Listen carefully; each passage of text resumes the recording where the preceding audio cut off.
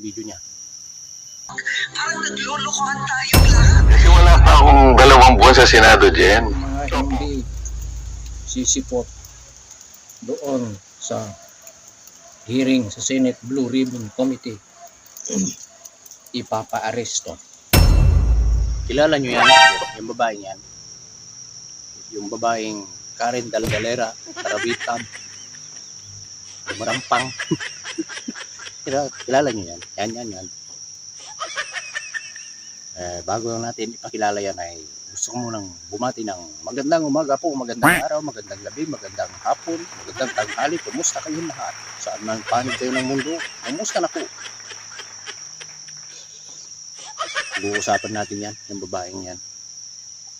Hinahinayan natin igawan ng reaksyon yung kanyang mga pinagsasabi patungkol sa ginagawang investigasyon ng Blue Ribbon Committee. Sa pinag-iinitan niya si Senador Marcoleta, sabi niya bakit pa kayo nag-iimbestiga? Yan lang din lang inyong pinag-iinitan yung DPWH. Para ka lang, sabi nga ni Senador Marcoleta sa iyo ay parang sinong magaling, may sakit naman yan. Pero ito, pakinggan muna natin yung kanyang pinagdadaldal, yung kanyang pinagsasabi at hinahinayan natin gawan ng reaksyon. Let's go, pasok, Karen Daldalera. Parang naglulukohan tayong lahat. Pinapagalitan niyo yung DPWH, pero yung totoo na corruption starts with Congress owning contractual companies, these construction companies, and getting alleged kickbacks. Because ang contractor, hindi naman lalakas ang loob ng contractor kung walang backer yan na congressman. Alam mo naman yun. Sino namang contractor gagawa ng substandard na trabaho kung hindi siya hiningan? Diba? Kinailangan na niyang magbayad in advance. So, Unahin natin yung sinabi niya na hindi daw lalakas yung kontraktor kung wala daw nakasuporta sa kanya na isang politiko. Sabi niya, congressman. Ang dami kong nalalaman ng mga kontraktor na kahit walang mga backup, matitino ang trabaho. Mayroon din akong kilalang mga kontraktor na basta lang kumita, pero yung quality ng kanyang trabaho walang silbi. Wala. Dahil ako construction worker, matagal na ako magtrabaho sa construction. 1993 hanggang ngayon 2025. Marami akong kilala kontraktor. Dati mga kasamahan ko sa trabaho, nagkontrata na sila. Wala silang mga backup na politiko, wala silang mga backup na kung sino-sino. Pero maayos yung trabaho nila. Yung iba ko namang kakilala na kontraktor na hindi nagtrabaho dito sa aking pinagtatrabahuan. Yung iba, basta na lang. Kaya walang kumukuha sa kanila dahil kilala na sila. Pag may nagtatanong sa akin, maganda bang magpatrabaho yan? Ay obserbahan ninyo ako, hindi ako magsasalita. Ang pagtatanungan nila yung mga pinagpagawaan na nila. Kaya katagalan, wala nang kumukuha sa kanila.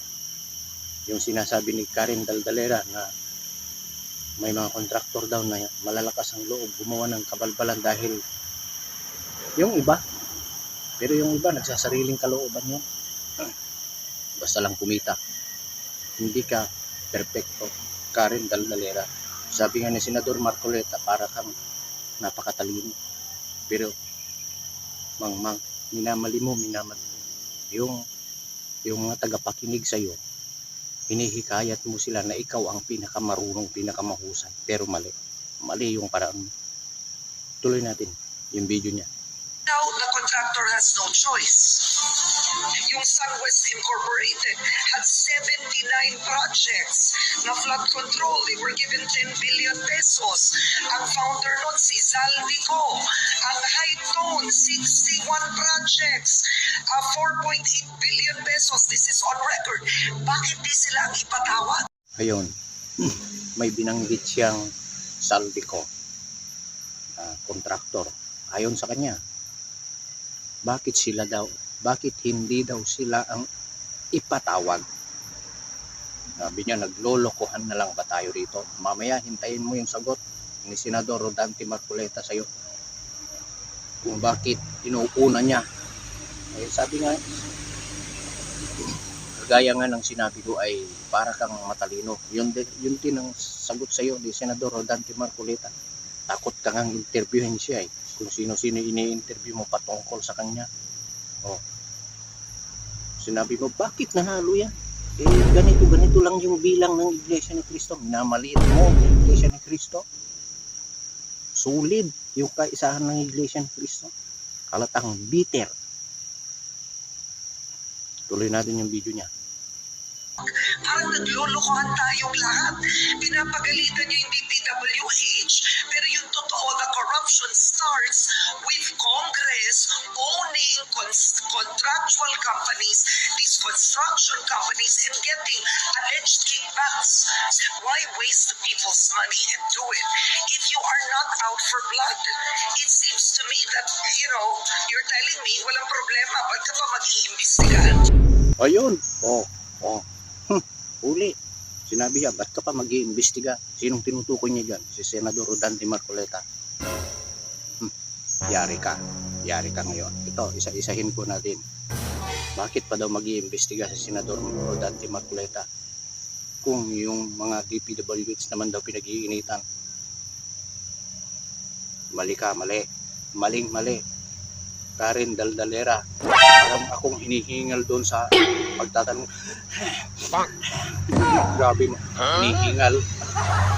Sabi ni Senador Rodante Marcoleta ako ang hinihingal pag nakikinig sa kanya. Parang tumatakbo na nagsasalita. Oh. Talagang mainit siya kay Senador Rodante Marcoleta. Masama pa rin yung pakiramdam niya na wala franchise ng ABS-CBN. Maraming kasamahan niya. Si Henry Umaga Diaz, isa din yun. Nasa ibang bansa ngayon.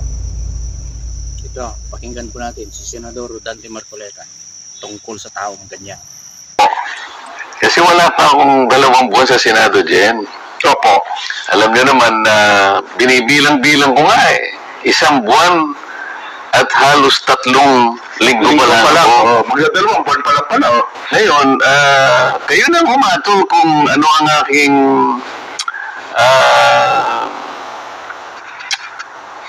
paano ba natin? Ano ba ang aking performance itong 1 buwan at halos 3 linggo?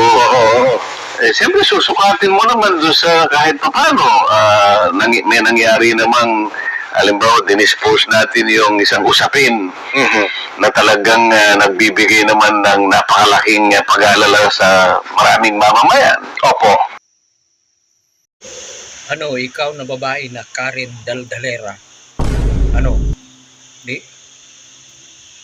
obserbahan mo si Senador Rodante Marcoleta. Wala pang 2 buwan.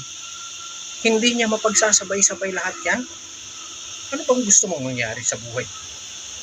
Kung magsalita ka kasi parang napakatalino mo. Yung tanong mo naman ay paulit-ulit.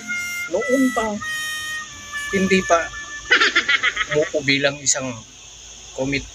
isang chairman doon sa Senate Blue Ribbon Committee, si Senador Rodante Marcoleta, pinag-iinitan mo na siya. Sabi nga niya sa iyo ay para kang napakatalino. Paulit-ulit naman. Iba yung isipan sa abogado. Hindi mo kayang tapatan si Senador Rodante Marcoleta. Sinasabi ko sa iyo, ikaw Karen Daldalera ka. Ito, pakinggan mo kung anong sinasabi sa iyo ni Senador Rodante Marcoleta. Pakinggan mo ito para matauhan ka. Kung marila kayo na matalino, ang dami niyong nainili yun. Sino siya sasabihin niya? Bakit kailangan niya palaging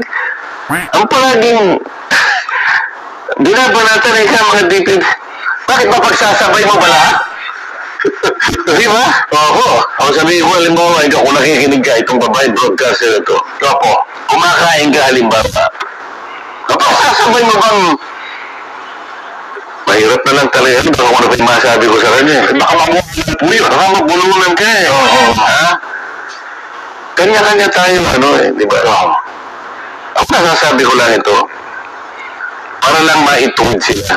Baka sakali, kasi ako naniniwala, may isip naman sila, Huwag na kayong magpakadalubhasa sa ganyan na lang. Oo, tama. Hindi na rin kayo tatanggapin ng tingnan natin to. Magano na kayo ng mga ilang panahon lang. Oo. Kailangan maniniwala sa inyo. Nako.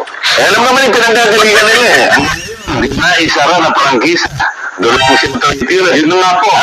Hindi nila makita ang katuwiran na kaya kayo naisara dahil sa pagkukulang ng inyong network. Kaya tanggapin ninyo kayo hindi. Bahala kayo sa buhay nyo.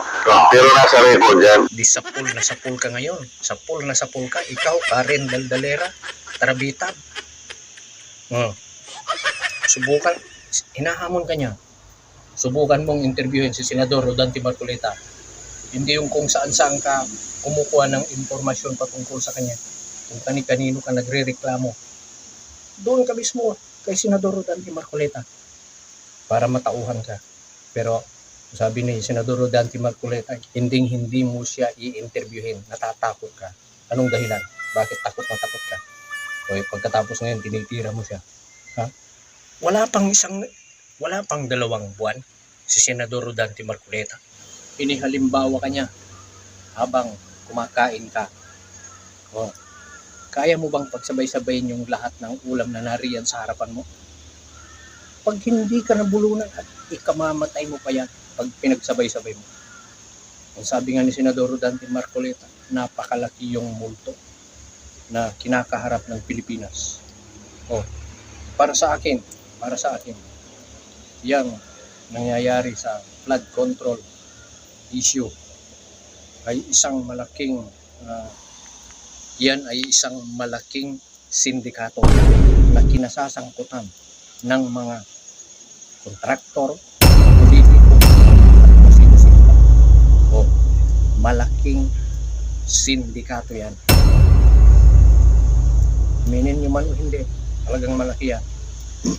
Sabi nga ni Senador Rodante Marcoleta, isang malaking multo ito. Kauumpisa ko pa lang. Isang hearing pa lang ang nangyayari. Bakit pinagdidiinan mo na yung DPWH lang ang kanilang pinag-iinitan? Maghintay ka. Bakit alam mo, sabi ni Senador Rodante Marcoleta sa iyo, hindi mo siya ka-level at hindi ka niya papatulan.